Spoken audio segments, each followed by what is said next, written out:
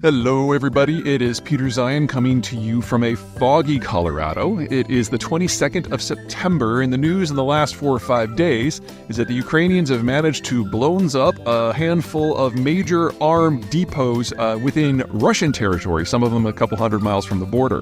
The three places in question are Krasnodar, Toropets, and Tikhoretsk. Yeah, pretty sure that's right. Anyway, one of these was big enough that it was detected by seismic monitoring stations 1,000 miles away, which is kind of creepy. Kiloton range explosion. We've got 4 things going on here, all of which are pretty significant, and when you put them together, it does suggest a change in the tempo of the war. The first thing is it is important to understand that the Russians don't move and store ammo like normal people. They don't use forklifts, they don't use crates, they don't use pallets. They just have things in boxes, they're moved by hand. And so when something does go wrong, and things often go wrong, things are very blammy. And that is definitely what has happened at all 3 of these facilities. The second thing that has happened is the Ukrainians have brought a new weapon system into play. It's kind of the technical term is drone missile. It's like a little bit shy of a cruise missile. The name of the thing is Plenasa, and I'm not going to apologize for mispronouncing that one because the Ukrainians chose that name specifically because it was difficult for the Russians to pronounce. So I'm in the clear. The Plenasa. Anyway, its range isn't nearly as good as a lot of the drones that the Ukrainians have been fielding over the course of the summer. You know, some of these things have hit 1,000 miles from the front. These probably have a range of no more than 300. However, because it's a missile instead of a drone, it flies much faster, is much harder to intercept, and can carry a much heavier payload. The bigger of Ukraine's drones to this point can only have a warhead of about 75 pounds, most of them like a third of that. But these things are probably having warheads that are 2 to 5 times as large. I say probably because it's new, and just last week was the first time we saw them in play. That said, we're seeing them in play in large numbers. Specifically, the attack on Toporets used apparently at least 100 of these things. So, not something that is just 1 or 2 a shot. There are whole fleets of things are now already being launched. And for their debut, that's pretty impressive from a manufacturing point of view, leaving aside everything that has to do with logistics and military planning. The third issue is that Russia, when it does move cargo more than the final mile, it's usually by rail. Russian territory is wide open, lots of distance to cover, and the value add of the agricultural land in Russia is very, very low. Precipitation is fickle, the summer season is short, so the amount of income that the Russian land can generate for the state per square mile is very, very low. Of the major agricultural zones in the world, by far the world's lowest. That means that the Russians can't afford what we would consider to be a normal method of transport, or like having a road network so individual farmers can always access the transport system. The Russians just don't have the income that's necessary to build, much less maintain that sort of network. They need something that's much more cost-effective. And so everything that gets moved in Russia, well, 90% of it, tends to move by rail. And whether that is a barrel of monkeys or a bushel of grain or a stack of ammo canisters, it means it all goes by rail, and it's only in the final mile that it's usually moved by hand, and then maybe by civilian car to get to the front if it's a military asset. Anyway, lots of vulnerability in that sort of system.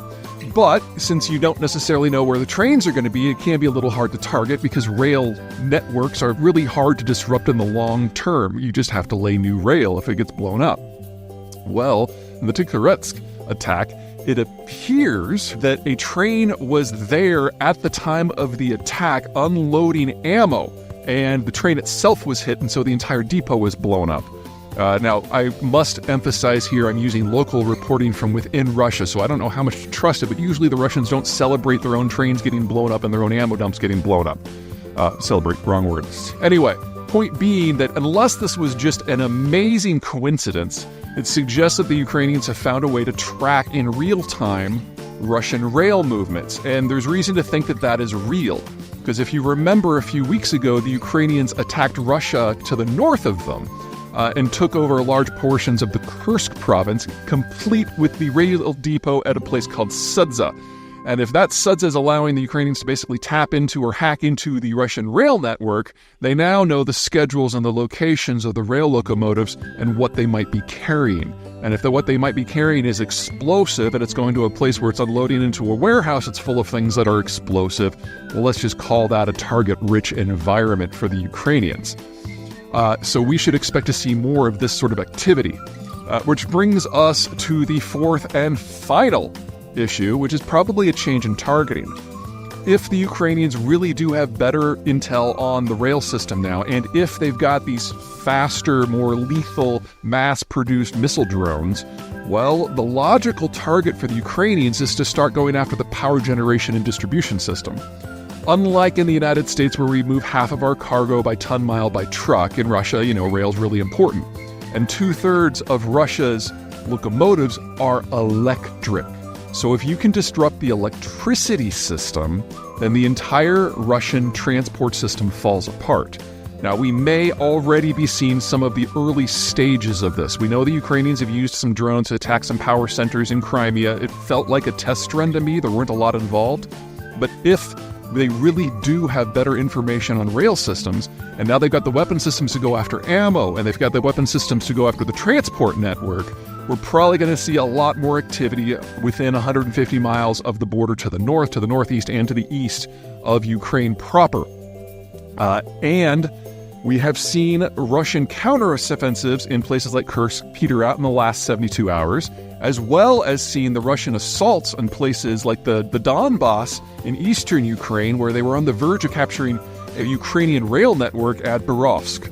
It's a place that the Russians have been assaulting and moving towards for months, ever since they captured the fortress city of Avdiivka in the Donbass back in the spring. Anyway, they got within about 5-6 miles of it. They were making early steady progress. If they had taken that out, they would have basically hobbled Ukraine's ability to move forces back and forth along the front to wherever they were needed to be. And the assault just stopped in the last few days, probably because of attacks that are having just this sort of effect. So this is really bad for the Russians short, mid, and long term. It hits to the ability of them to get to the front in the first place, much less supply it. Remember that the Russians never have operated on a quality basis with their military. It's all about throwing huge numbers of people and lots of shells at whatever their target is and incrementally advancing. You can't do that without a very robust rail network. And the Ukrainians may well have just found a way to go after